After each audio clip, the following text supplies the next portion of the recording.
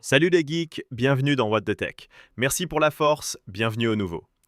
On est le 4 septembre 2025 et c'est parti, pas de temps à perdre.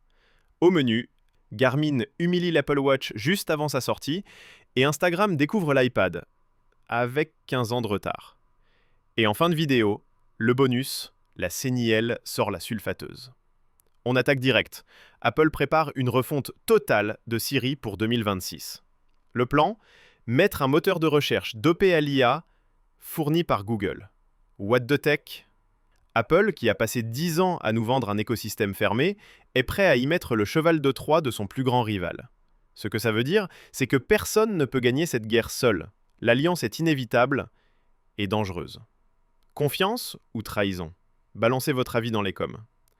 On continue avec un tacle à la gorge. Garmin vient de lancer sa Fenix 8 Pro. Smartwatch avec connexion satellite et cellulaire intégrée, SOS, message, le tout sans téléphone. Le timing? Parfait.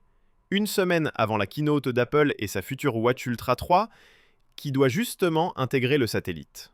Garmin vient de doubler Apple sur l'autoroute de l'innovation. Le prix? Stratosphérique, jusqu'à 2000 $.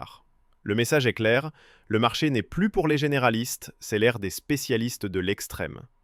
Alors pour l'aventure, c'est Garmin ou Apple? Troisième actu, et c'est presque une blague. Après 15 ans, Instagram sort enfin une application pour iPad. Le timing est parfait si on était en 2012. L'interface est centrée sur les Reels, évidemment. Meta veut juste vos yeux, peu importe la taille de l'écran. Le message? Mieux vaut tard que jamais, mais parfois c'est juste tard. Trop tard ou pas? Dites-le moi. On enchaîne avec la question du jour et elle pique. Apple qui s'allie à Google pour Siri, c'est un coup de génie ou un suicide en direct? Vos avis maintenant. En bref, c'est l'heure du TGV de l'info. Cloudflare a bloqué l'apocalypse DDoS ce week-end, un record absolu. YouTube est noyé sous les fausses vidéos d'histoire par IA, vérifiez vos sources. La fonction Project de ChatGPT devient gratuite, c'est cadeau. Et la montre Garmin Epix Gen 2 est en grosse promo. Moins cher que la Fenix 8, forcément. On finit avec le bonus. Et quel bonus? La CNIL a sorti la tronçonneuse. 325 millions d'euros d'amende pour Google, notamment pour les pubs dans Gmail. 150 millions pour Shein, pour ses cookies un peu trop curieux. Presque un demi-milliard.